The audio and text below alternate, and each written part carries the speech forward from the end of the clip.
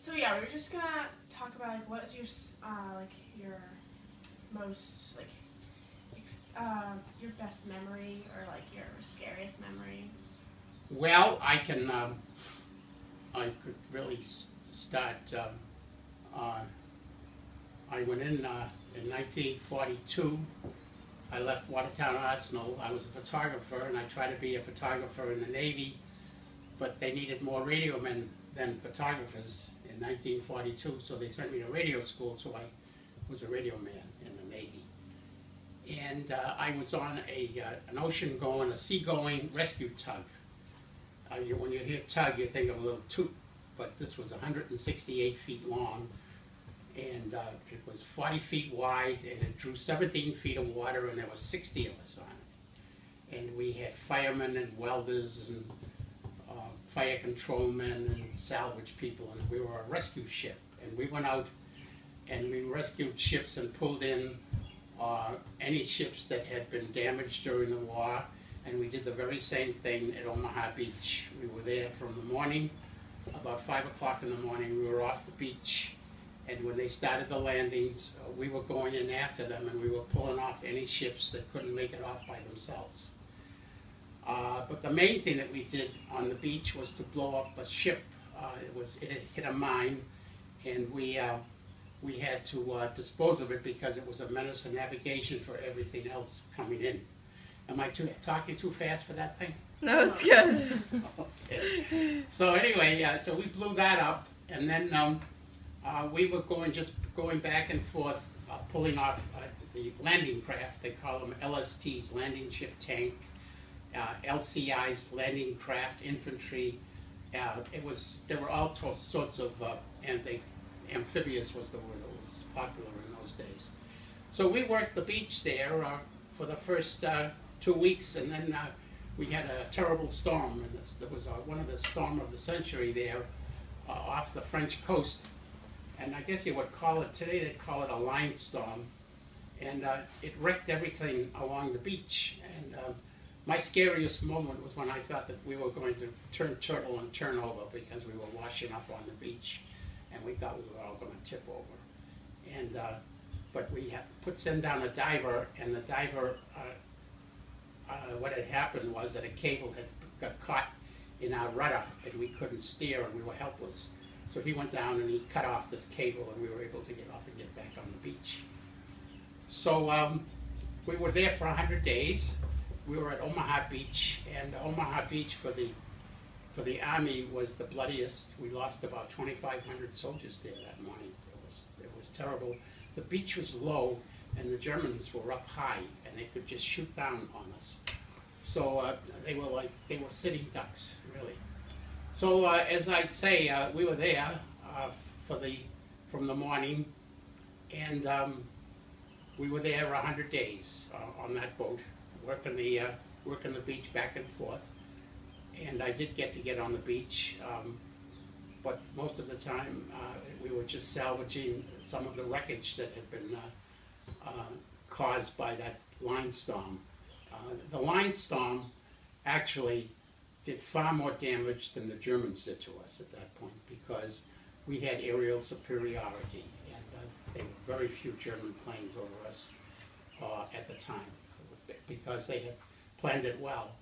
And we had fooled Hitler because he thought that we were going to go into one of the channel ports like Calais, I'm having a mental block now, Yeah. Cherbourg. Yeah, we learned about this. You learned about this? Yeah. Right, that's great. Yeah. Well, you got the right track. Yeah. And he thought we were going to go Cherbourg, Calais, Mm-hmm. Le Havre, Mm-hmm.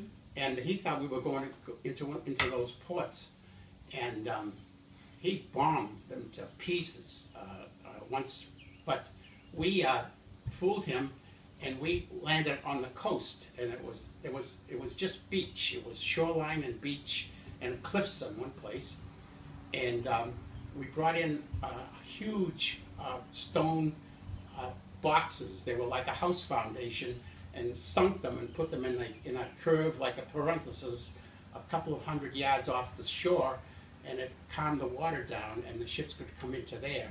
And then from there, they would run in onto onto the beach on pontoons, which were just floating sections. So we totally fooled Hitler and Rommel, which is the man who was in charge of the Atlantic Wall, General Rommel. So we fooled him, and we did a good job. I don't think we could do that today, what with the media, because they're all digging and popping secrets. They don't care what happens to the country as long as they get a headline. But it's too bad. But in those days, World War II was the first of the last war. You might want to cut this out, but as far as I'm concerned, World War II was the last time that we sent kids off to die when we had every intention of winning. And there was no compromise or cold feet as we went in there. It had to be done. And as a result, there were 16 million soldiers and sailors and women soldiers and waves, and 16 million. And it worked. Anyway, it worked. We won. And yes, it changed my life, because I met my wife at Watertown Arsenal. We were a couple of kids working in the Arsenal. And even though she lived only about 4 blocks from me in South Boston, I never knew her. She was Lithuanian, and I'm Italian heritage. And we ran in different circles, but I met her at Watertown Arsenal. And when I came home, I took off my sailor uniform, I put on a tux and got married. And we were married for 66 years. And that happened now in Normandy. It's going to be the 70th anniversary. June 6th is going to be the 70th anniversary. But I remember it well, too well. And I don't know what else I can tell you about it. It was, the weather was very rough. That morning it was stormy. And they started disgorging the soldiers in the tanks 4 or 5 miles out from the beach. And it turned out it was too far out because the water was very rough. And a lot of the GIs and tanks didn't even make it. They just swallowed up and drowned. And right there, they were out too far. They had a rocket barrage at Omaha Beach, and that rocket barrage fell short of the beach of when they had fired it. It was totally ineffective. But everybody had the old get up and go in those days, and we just kept going. And as I say, I think there were 2,500 GIs were killed on Omaha Beach that morning, just on that beach. It was the bloodiest beach. I don't know what else I can. Oh, I can tell you something funny.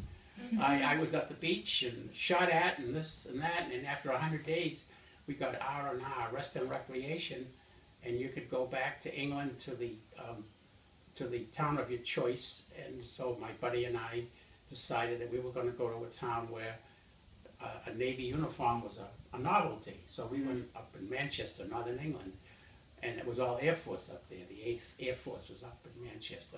But dress blues, Navy was a total novelty, so we went up there anyway. So we rented bicycles, and I rented a Raleigh bicycle, and we were up on a hill down there, and I was coming down 50 miles an hour, and a chicken crossed the road, and I hit the chicken. And that was my casualty for the war. I was in the Navy 39 months, and I came up with I landed on my shoulder, and I had lumps here, and I still have them. And they said I had a calcification, and they wanted to know if it was good, if it bothered me. I said, no, it's a little sore now. Well, we can take it. We can take that down for you. So I said, do I go back to the States? Because that was everybody's target to get back home.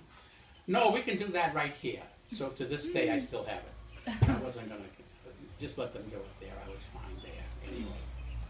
But it was, I had a good friend. He worked in the engine room, and his name was Hugh Lennon.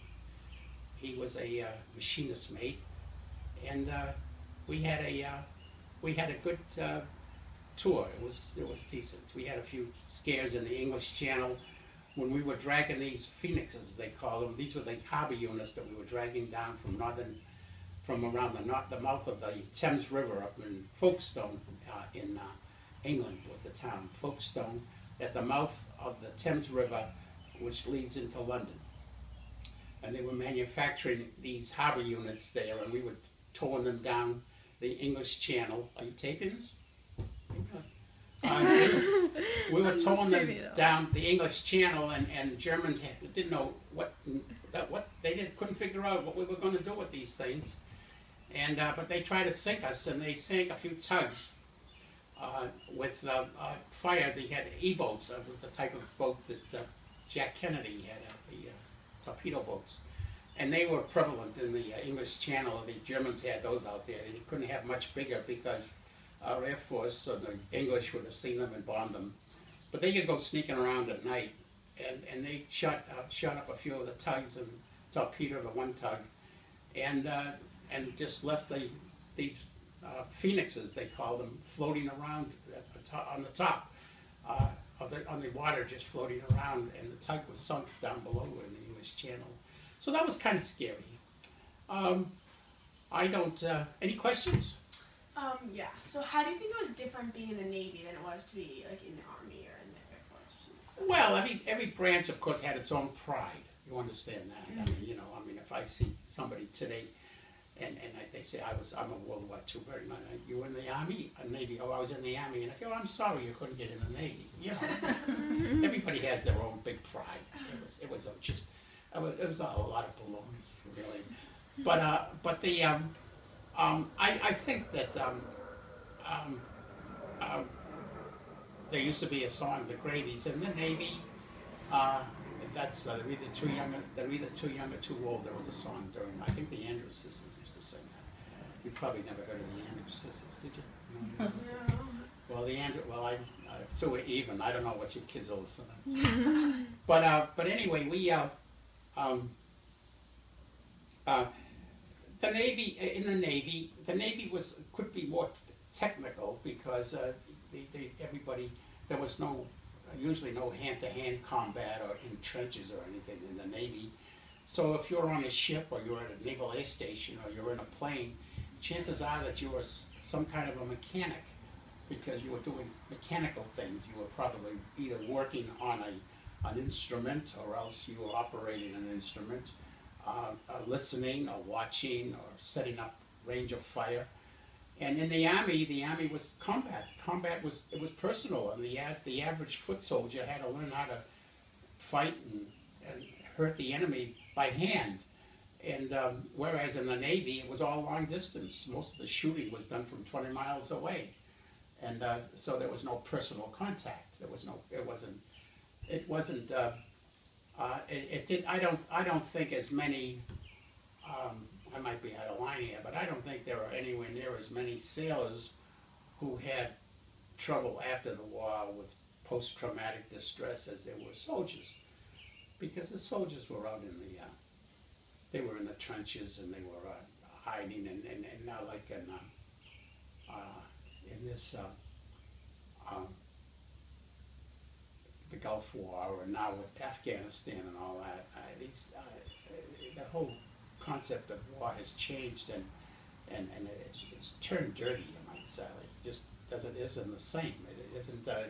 In the 60, 70 years ago, you could see your enemy wore a uniform, and you could tell who it was, and the soldiers had half a chance. But today, they come up and they wear your uniform, or somebody else's, or a nurse's outfit, or dressed up like a rabbi or a priest or something, and they have a half a ton of dynamite wrapped around their waist, and they blow you up and they blow themselves up anyway. You want to shut that off for a minute, because I want to make sure my grandson is cooking all right.